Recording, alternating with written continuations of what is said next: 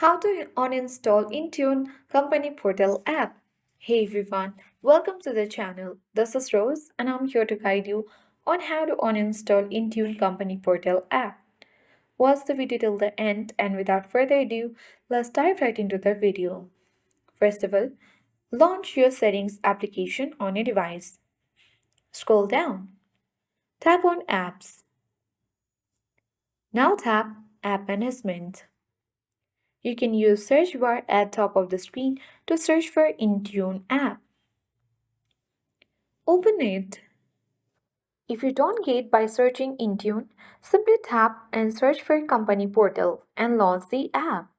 Now you will reach on App Info section of Intune Company Portal app, where you will see on Install button, tap on Install. Now if you are sure you want to uninstall this app, tap OK button. And after a while, you are done with deleting or uninstalling Intune Company Portal application from your device. That's it. I hope this guide was helpful. If it was, then do like, share, comment, and don't forget to subscribe. Thank you for watching and see you in the next video.